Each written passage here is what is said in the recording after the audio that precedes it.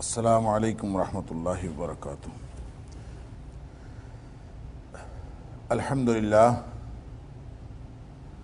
الحمدللہ وکفا وسلام علی عبادہ الذین اصطفیٰ۔ اشہد ان لا الہ الا اللہ وحدہ لا شریک لہ واشہد ان محمدا عبدہ ورسولہ صلی اللہ علیہ وآلہ وسلم۔ اللہم صلی علی محمد وعلی آل محمد کما صلیت علی ابراہیم وعلی آل ابراہیم انک حمید مجید۔ اللہم بارک علی محمد وعلی آل محمد کما بارکت علی ابراہیم وعلی آل ابراہیم انک حمید مجید۔ اما بعد فاعوذ باللہ السمیع العلیم من الشیطان الرجیم من ہمزہ ونفخہ ونفثہ۔ بسم اللہ الرحمن الرحیم۔ وَإِذَا سَمِعُوا مَا أُنزِلَ إِلَى الرَّسُولِ تَرَىٰ أَعْيُنَهُمْ تَفِيضُ مِنَ الدَّمْعِ مِمَّا عَرَفُوا مِنَ الْحَقِّ يَقُولُونَ رَبَّنَا آمَنَّا فَاكْتُبْنَا مَعَ الشَّاهِدِينَ وَمَا لَنَا لَا نُؤْمِنُ بِاللَّهِ وَمَا جَاءَنَا مِنَ الْحَقِّ وَنَطْمَعُ أَن يُدْخِلَنَا رَبُّنَا مَعَ الْقَوْمِ الصَّالِحِينَ۔ اور جب انہوں نے سنا ما انزل الی الرسول، جو کچھ رسول کریم صلی اللہ علیہ وسلم کی طرف نازل کیا گیا، ترا اعینہم، آپ دیکھتے ہیں ان کی آنکھوں کو، تفیض من الدمع، وہ بہہ پڑتی ہیں آنسوؤں سے، مما عرفوا من الحق، اس وجہ سے کہ جو انہوں نے حق کو پہچان لیا۔ یقولون ربنا آمنا فاکتبنا مع الشاہدین، اور وہ یہ دعائیں بھی کرتے ہیں کہ اے ہمارے رب، ہم ایمان لے آئے، تو ہمیں گواہی دینے والوں میں لکھ لے۔ وَمَا لَنَا، اور ہمیں کیا ہو گیا ہے، ہمیں کیا رکاوٹ ہے، لا نؤمن باللہ، کہ ہم کیوں نہ اللہ پر ایمان لائیں، وَمَا جَاءَنَا مِنَ الْحَقِّ، اور جو کچھ ہمارے پاس حق پہنچ گیا ہے اس پر ہم ایمان کیوں نہ لائیں، وَنَطْمَعُ أَن يُدْخِلَنَا رَبُّنَا مَعَ الْقَوْمِ الصَّالِحِينَ، اور ہم اس بات کی امید رکھتے ہیں کہ ہمارا رب ہمیں نیک لوگوں میں داخل کر لے گا۔ سورۃ المائدہ کی آیت نمبر 83 اور 84، اس سے آج کی گفتگو کا آغاز ہو رہا ہے۔ جیسا کہ آپ جانتے ہیں کہ جو ما قبل کی آیات ہیں ان میں یہود و نصارہ کا ذکر ہوا اور ان کی خرابیوں کا ذکر ہوا، اور اس حوالے سے جو ان کے مسلمانوں کے ساتھ تعلقات تھے ان کا بھی ذکر ہوا، اور خاص طور پر اس حوالے سے کہ بنی اسرائیل کے اوپر لعنت کر دی گئی اور لعنت کے جو اسباب تھے ان کا ذکر ہوا، اور پھر جو اہل ایمان کے ساتھ یہودیوں کی دشمنی ہے اس کا ذکر ہوا کہ مشرکین تو کھلے دشمن تھے مسلمانوں کے، لیکن یہ یہود و نصارہ یہ الہامی اور یعنی ڈیوائن ریلیجن کے ماننے والے، سامی ادیان، دو ہی سامی ادیان ہیں اسلام کے علاوہ، ایک عیسائیت ہے اور ایک یہودیت ہے، تو ان دونوں کے ماننے والے یہ بھی مسلمانوں کے دشمن، اور تاریخ یہ بتاتی ہے کہ جو عیسائی ہیں وہ بھی مسلمانوں کے ساتھ دشمنی کرتے آئے ہیں، لیکن اللہ کا قرآن یہاں کہتا ہے کہ یہودی اور مشرکین زیادہ بڑے دشمن ہیں، جبکہ عیسائی اتنے بڑے دشمن نہیں ہیں۔ جبکہ ہماری تاریخ یہ بتاتی ہے کہ عیسائی تو لڑتے آئے ہیں، اور جو صلیبی جنگیں ہوئی ہیں 200 سال تک محیط، وہ ساری کی ساری عیسائیوں کے خلاف ہوئی ہیں، اور پھر اس کے بعد بھی آج تک مسلمان عیسائیوں کے ساتھ یہ جو صلیبی جنگیں ہوئی تھیں کروسیڈز، اس کے اثرات آج تک مسلمانوں کے اوپر بھی ہیں اور عیسائی دنیا کے اوپر بھی ہیں، اور یہ دشمنی جو ہے وہ کبھی ختم نہیں ہوئی اور آج تک مختلف قسم کی سازشوں کا حصہ ہے۔ اب اس اعتبار سے اگر ہم قرآن کا یہ بیان دیکھیں کہ اقربہم مودہ، کہ زیادہ جو دوستی میں زیادہ قریب ہیں وہ عیسائی ہیں، تو ہمیں یہ بڑا عجیب سا بیان لگتا ہے، اور تو اس کے بارے میں نے گزشتہ درس میں بھی عرض کیا تھا کہ یہ ایک تو اس کا تعلق اس امر واقعہ کے ساتھ ہے جو نبی اکرم صلی اللہ علیہ وسلم کے دور میں موجود تھا، کہ آپ کے دور میں مشرکین ظاہری دشمن تھے، یہود و نصارہ بظاہر اتنے بڑے دشمن نہیں تھے، لیکن حقیقتاً دل میں جو دشمنی رکھتے تھے اس اعتبار سے نبی اکرم صلی اللہ علیہ وسلم کو خبردار کیا جا رہا ہے کہ یہود بڑے دشمن ہیں، اور عملاً اس کا اظہار بھی ہوا۔ بحیرہ راہب جو تھا وہ عیسائی تھا، لیکن اس نے نبی پاک صلی اللہ علیہ وسلم کی تعریف بھی کی اور پہچانا بھی۔ ورقہ بن نوفل جو نبی اکرم صلی اللہ علیہ وسلم کی زوجہ محترمہ کے قریبی رشتہ دار تھے، انہوں نے بھی نبی پاک صلی اللہ علیہ وسلم کی تعریف کی۔ تو یوں اس اعتبار سے جتنے بھی واقعات ہمیں ملتے ہیں جو قسیسین اور رہبان قرآن کہتے ہیں ان کے اندر علماء اور درویش موجود ہیں، تو یہ علماء اور درویش آج کل تو موجود نہیں ہوتے ان کے ہاں، لیکن اس دور میں جب یہ علماء اور درویش موجود تھے تو تقریباً ہر عیسائی عالم اور ہر عیسائی درویش نے نبی اکرم صلی اللہ علیہ وسلم کی نبوت کا اعتراف کیا۔ ایک تو بات یہ امر واقعہ کے اعتبار سے۔ دوسرا یہ جو آیت نمبر 83 ہے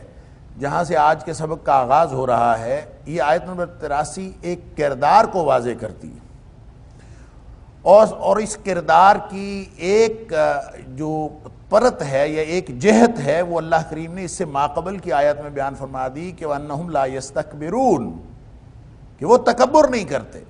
اب تکبر نہ کرنے کا مطلب یہ ہے، تکبر کرنے کا مطلب یہ ہے بطر الحق وغمط الناس، نبی پاک صلی اللہ علیہ وسلم کی بتائی ہوئی ڈیفینیشن کے مطابق کہ لوگوں کو حقیر سمجھنا اور حق کا انکار کر دینا۔ اور اللہ کا قرآن یہ کہہ رہا ہے کہ عیسائی بالعموم جو تکبر نہیں کرتے، تو جو عیسائی تکبر نہیں کرے گا یا جن میں قسیسین اور رہبان موجود ہوں گے جو تکبر نہ کرنے والے ہوں، یعنی جن عیسائیوں کے اندر حق کی قبولیت کا مادہ ہوگا وہی اقربہم مودہ ہوں گے، وہی دوستی میں قریب ترین ہوں گے۔ یہ ایسا نہیں ہے کہ یہ خاص طور یہ بالعموم ہر عیسائی کو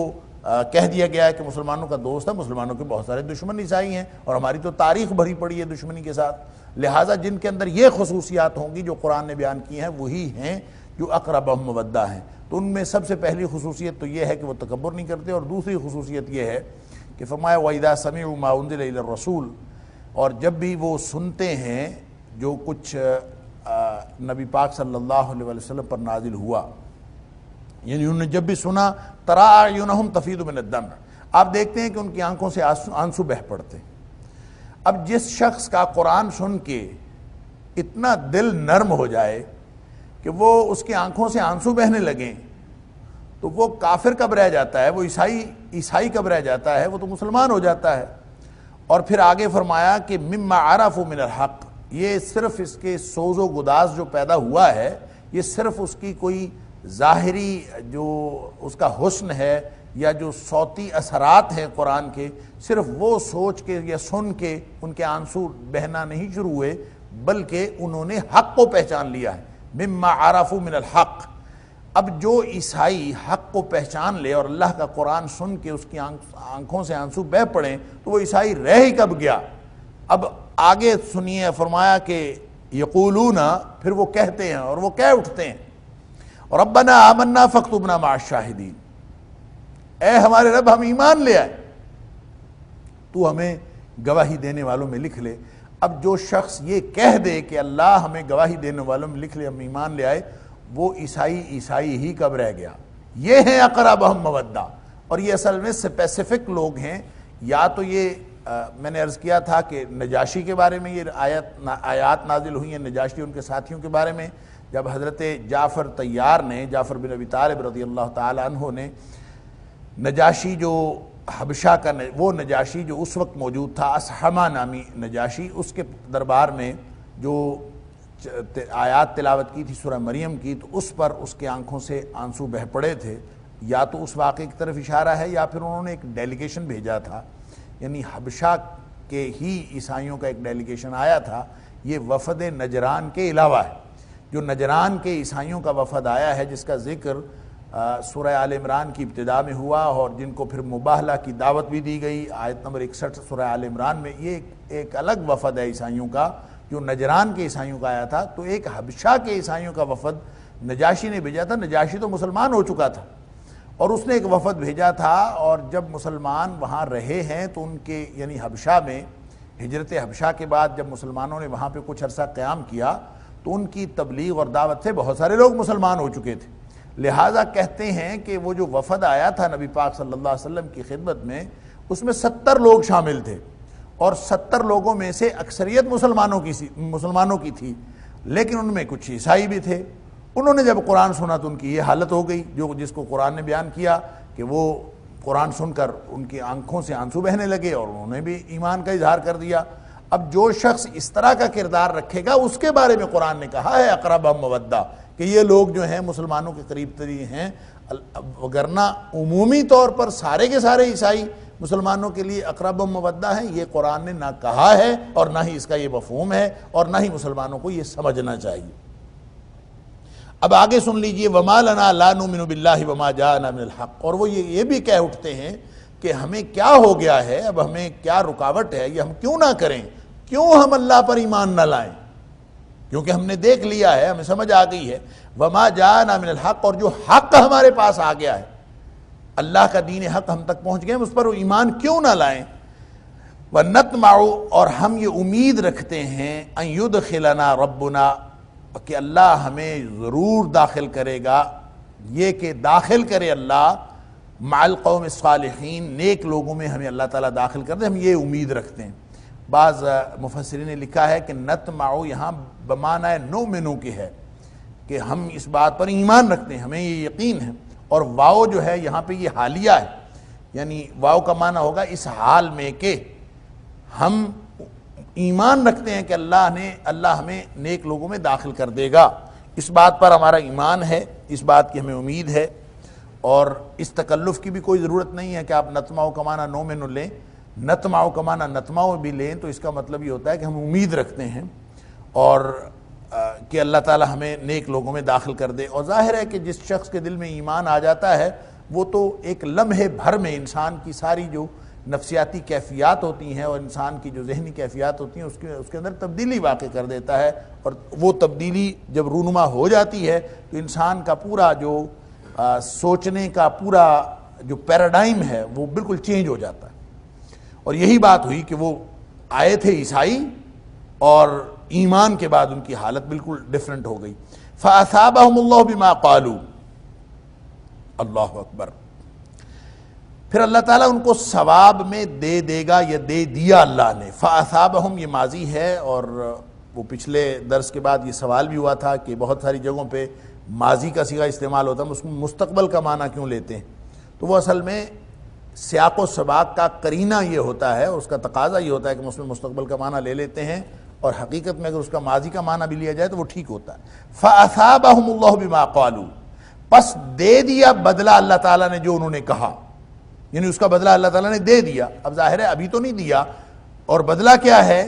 جنات تجری من تحتہا الانہار، اور وہ بدلہ ہے جنتیں جن کے نیچے نہریں جاری ہیں۔ اب ظاہر ہے کہ یہ تو ملے گا جب اس دنیا سے ہم جائیں گے، آخرت کا بدلہ ہے۔ فَأَثَابَهُمُ اللَّهُ یہ ماضی استعمال ہوا ہے، اور کسی مستقبل کے واقعے کے بارے میں جب ماضی کے صیغے میں بات کی جاتی ہے تو اس کا مطلب یہ ہوتا ہے کہ اس کا وقوع پذیر ہونا یقینی ہے۔ تو جس کا وقوع پذیر ہونا یقینی ہو اس کے بارے میں صیغہ ماضی کا استعمال کر لیا جاتا ہے۔ تو اللہ تعالیٰ ان کو بدلے میں دے دے گا، یعنی آپ لفظی طور پر یہ ترجمہ بھی کر سکتے ہیں کہ اللہ تعالیٰ نے دے دیے ان کو بدلے میں وہ باغات، وہ جنتیں جن کے نیچے نہریں جاری ہیں، خالدین فیہا، اس کے اندر ہمیشہ رہیں گے۔ وَذَلِكَ جَزَاءُ الْمُحْسِنِينَ، جو شخص بھی محسن ہوتا ہے اس کا بدلہ یہی ہوتا ہے۔ اور محسن کون ہوتا ہے؟ یہ بار بار بات آ چکی کہ محسن وہ ہوتا ہے جو بہتر سے بہتر کرتا رہتا ہے، اور بہتر سے بہتر کرنے کی اس اپنی سرگرمی میں اور اپنی اس کوشش میں کبھی وہ رکتا نہیں ہے، ہمیشہ بہتر سے بہتر کرتا رہتا ہے، وہ محسن ہوتا ہے۔ محسن وہ ہوتا ہے جو کبھی بھی اپنی نیکی پر مطمئن نہیں ہو جاتا، جو کبھی بھی اپنے نیک اعمال پر مطمئن نہیں ہو جاتا کہ میرے اعمال پورے ہو گئے ہیں، اب مجھے مزید کرنے کی ضرورت نہیں ہے، جو ہمیشہ بہتر سے بہتر کرتا رہتا ہے وہ محسن ہوتا ہے۔ عمومی معنی تو اس کا یہی ہے کہ نیکوکار، جو بھی کوئی نیکوکار ہوگا، نیکی کے کام کرتا ہے، اس کا بدلہ یہ ہے۔ حالانکہ محسن عام نیکی کرنے والے سے کہیں بہتر وہ محسن ہوتا ہے جو ہمیشہ اپنی ہر چیز اپنے اللہ کے سپرد کر دیتا ہے، اور اس کوشش میں اور اس تگودو میں لگا رہتا ہے کہ میرا اللہ مجھ سے راضی ہو جائے اور میں بہتر سے بہتر اللہ تعالیٰ کے قرب حاصل کروں۔ والذین کفروا وکذبوا بآیاتنا اولئک اصحاب الجحیم، اور جو لوگ کافر ہو گئے اور انہوں نے ہماری آیتوں کی تکذیب کی، اولئک اصحاب الجحیم، وہ تو جہنم والے ہیں۔ لہٰذا یہ جو تقسیم ہے، یہ والا کردار رکھنا، ایمان والے عیسائی، جو عیسائی ایمان لے آتے ہیں اور جو عیسائی کافر رہتے ہیں، ان دونوں کا فرق کبھی بھی آپ ان دونوں کو ایک نہ سمجھیں، یہ ہمیشہ مختلف ہیں۔ والذین کفروا وکذبوا بآیاتنا اولئک اصحاب الجحیم، جو لوگ کافر ہوئے اور ہماری آیتوں کو جھٹلایا وہ تو جہنم والے ہیں، اور جو لوگ جن کو اقربہم مودہ کہا گیا ہے یہ جنت والے ہیں۔ لہٰذا ان دونوں میں یہ فرق کبھی بھی آپ کے ذہنوں میں محو نہیں ہونا چاہیے۔ یا ایھا الذین آمنوا، اے ایمان والو، لا تحرموا طیبات ما احل اللہ لکم، وہ حلال چیزیں، وہ طیبات، وہ پاکیزہ چیزیں جو اللہ نے تمہارے لیے حلال کی ہیں ان کو حرام نہ ٹھہراؤ۔ ولا تعتدوا، اور زیادتی نہ کرو، حد سے آگے نہ بڑھو۔ ان اللہ لا يحب المعتدین، اور اللہ تعالیٰ حد سے آگے بڑھنے والوں کو پسند نہیں کرتا۔ وکلوا مما رزقکم اللہ حلالا طیبا، اور کھاؤ جو کچھ اللہ تعالیٰ نے تمہارے لیے تمہیں جو عطا کیا ہے، حلالا، حلال بھی، طیبہ اور طیب بھی۔ واتقوا اللہ الذی انتم بہ مؤمنون، اور اللہ سے ڈرتے رہو اور اسی کی رضامندی کے لیے کوشش کرتے رہو، اسی کی ناراضگی سے بچتے رہو۔ وہ اللہ انتم بہ مؤمنون، جس کے اوپر تم ایمان کا دعویٰ کرتے ہو یا ایمان رکھتے ہو۔ اچھا جی، یہ مضامین جو یہاں سے شروع ہو رہے ہیں، یہ 12واں رکوع یہاں سے شروع ہو رہا ہے سورہ مائدہ کا، اور اس یہاں سے جتنی بھی آیات آگے آئی ہیں، یعنی آیت نمبر 87 سے آگے، اس کے بارے میں ایک رائے یہ ہے کہ یہاں تک سورۃ المائدہ کے مضامین اصلاً مکمل ہو گئے ہیں، آیت نمبر 86 تک، اور یہاں سے آگے جتنے مضامین ہیں یہ دہرائے جا رہے ہیں، یعنی جتنے مضامین اس سے پہلے سورۃ المائدہ میں بیان ہو گئے ہیں انہی کی ریپیٹیشن ہے، یا یوں کہہ لیجئے تاکیدی طور پر انہی احکام کو دوبارہ بیان کیا جا رہا ہے، یا خلاصے کے طور پر بیان کیا جا رہا ہے، یا پھر وہ جو مضامین جو پہلے بیان ہو چکے ہیں انہی کے اندر کچھ پہلو جو ابھی تشنہ تھے وہ دوبارہ یہاں پہ بیان کیے گئے۔ ہو سکتا ہے یہ بات درست ہو، لیکن یہ اس کا کنیکشن ہمیں جوڑنا پڑے گا سورت کی ابتدا کے ساتھ۔ سورت کی ابتدا کس بات سے ہوئی تھی کہ یا ایھا الذین آمنوا اوفوا بالعقود، اے ایمان والو، اے ایمان کا دعویٰ کرنے والو، اللہ کے وعدوں کو پورا کرو، یعنی وہ سارے احکام شریعت پر عمل کرو۔ تو وہ سارے احکام شریعت جو ہیں یہاں پہ دہرائے جا رہے ہیں، احکام شریعت کو پھر سے، یعنی ان کے وہ پہلو جو پہلے اس سے پہلے اس میں شامل نہیں تھے، اب ان کو گویا یہاں واضح طور پر دوبارہ بتایا جا رہا ہے۔ اور بتایا کیا جا رہا ہے کہ اپنی زندگی گزارتے وقت، یعنی اللہ کے عہد پورے کرتے وقت، کہیں تمہارے ذہن میں یہ نہ آ جائے کہ ساری کی ساری طیبات بھی چھوڑ دو اور اپنی ایک راہب اور جوگی بن کے زندگی گزارنا شروع کر دو۔ ایسی زندگی کا مطالبہ اللہ نے نہیں کیا، یعنی حلال و حرام اگر تم نے پورے احکام سنے ہیں اور حلال و حرام کے تمہیں احکام دیے گئے ہیں اور طیبات حلال کی گئی ہیں، خبیث چیزیں حرام کی گئی ہیں، تو اس کا مطلب یہ ہرگز نہیں ہے کہ تم حلال چیزیں بھی چھوڑ دو، جیسا کہ بہت سارے لوگ کرتے ہیں کہ حلال چیزیں چھوڑ دیتے ہیں۔ ان آیات کے پس منظر میں بعض مفسرین نے لکھا ہے کہ کچھ صحابہ کرام نے ایسی گفتگویں کی تھیں کہ جس کا مطلب یہ تھا، کسی نے کہا میں گوشت نہیں کھاؤں گا آئندہ، اس لیے کہ گوشت کھانے سے شہوت ہوتی ہے اور میں یہ نہیں چاہتا کہ میں دنیا داری میں انوالو ہو جاؤں اور میری یہ دنیاوی خواہشات جو ہیں یا سفلی خواہشات یہ زیادہ ہو جائیں، لہذا آئندہ میں گوشت نہیں کھایا کروں گا۔ یا بعض روایات کے اندر آتا ہے کہ کچھ لوگ آئے، اور بخاری اور مسلم کے اندر یہ مختلف قسم کی روایات موجود ہیں کہ کچھ لوگ آئے حضرت عائشہ صدیقہ رضی اللہ تعالیٰ عنہ کے پاس اور نبی اکرم صلی اللہ علیہ وسلم کے بارے میں، آپ کے معمولات کے بارے میں انہوں نے مختلف جو معلومات اکٹھی کی آپ کے معمولات کے بارے میں، اور جب حضرت عائشہ صدیقہ رضی اللہ تعالیٰ عنہ سے مختلف باتیں انہوں نے پوچھ لیں تو ایک موٹیویشن تو ہوتی ہے نا کہ نبی پاک صلی اللہ علیہ وسلم کی زندگی ایسی ہے تو ہم بھی ایسا کریں گے، تو کچھ لوگ کہنے لگے میں آئندہ گوشت نہیں کھاؤں گا، کسی نے کہا میں رات کو سوؤں گا نہیں، کسی نے کہا میں شادی نہیں کروں گا۔ ایک تو وہ سلاست و راحت والی ایک الگ حدیث بھی ہے کہ جس میں 3 اسپیسیفک باتیں ہیں، کہ ایک نے کہا تھا کہ میں تو کبھی شادی نہیں کروں گا، ہرگز شادی نہیں کروں گا، اور دوسرے نے کہا تھا کہ میں ہمیشہ روزہ رکھوں گا، کبھی بھی میں روزہ ترک نہیں کروں گا، اور تیسرے نے کہا تھا کہ اب میں ساری زندگی ساری رات نماز پڑھا کروں گا، کبھی نہیں رات کو سوؤں گا۔ اب یہ اپنی طرف سے وہ نیکی بنا کے وہ سمجھ رہے تھے۔ اسی طرح کسی نے اگر گوشت سے پرہیز کی بات کی یا کسی بھی لذات دنیاوی سے اپنے آپ کو بچانے کی بات کی، حلال چیزوں کو بھی چھوڑنے کی بات کی، تو اس کے جواب میں اللہ تعالیٰ نے یہ آیات نازل فرمائی کہ لا تحرموا طیبات ما احل اللہ لکم، جو چیزیں اللہ تعالیٰ نے تمہارے لیے حلال کی ہیں ان کو حرام نہ ٹھہراؤ۔ یعنی کس وجہ سے تم اللہ تعالیٰ کی حلال کردہ چیزوں کو حرام ٹھہراتے ہو؟ ولا تعتدوا، تم تو حد سے بڑھ رہے ہو، حد سے نہ بڑھو۔ اللہ تعالیٰ نے ایک حدود مقرر کر دی ہیں اپنے نبی کریم صلی اللہ علیہ وسلم کے ذریعے سے، ان حدود کے اندر رہنا ہے۔ اب جتنی حلال چیزیں ہیں، جتنی طیب چیزیں ہیں وہ حلال قرار دے دی گئیں۔ طیب اور حلال کی بحث آپ سن آئے ہیں شروع میں، اور میں نے عرض کیا تھا کہ ہر حلال چیز جو ہے وہ طیب ہوتی ہے، اور طیب بنیاد لغوی اعتبار سے ہر اس چیز کو کہتے ہیں جس کی طرف انسان کی فطرت سلیمہ رغبت کرتی ہے، اور خبیث ہر وہ چیز ہوتی ہے جس سے فطرت سلیمہ ابا کرتی ہے۔ اور بعض اوقات، اور یہ طیب اور خبیث یہ اس کا بنیادی جو فلسفہ ہے اور اس کی جو بنیاد ہے طیب اور خبیث قرار دینے کی، وہ اللہ کا حکم ہے، ان اللہ یحکم ما یرید، یعنی ہم اپنی طرف سے کسی چیز کو طیب یا خبیث قرار نہیں دے سکتے۔ اس کی بنیادی وجہ اور بنیاد جس کی بنیاد پر طیب اور خبیث قرار پاتے ہیں وہ اللہ کا حکم ہے، اور اللہ نے اپنے نبی کریم صلی اللہ علیہ وسلم کو بھی یہ اتھارٹی دی ہے سورہ اعراف کی آیت نمبر 157 کے مطابق کہ وہ طیبات کو حلال ٹھہرائے اور خبیث چیزوں کو حرام ٹھہرائے۔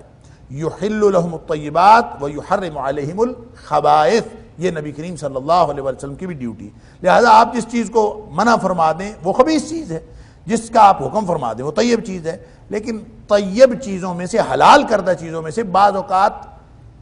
کیفیت کے اعتبار سے بھی کوئی چیز خبیث ہو سکتی ہے،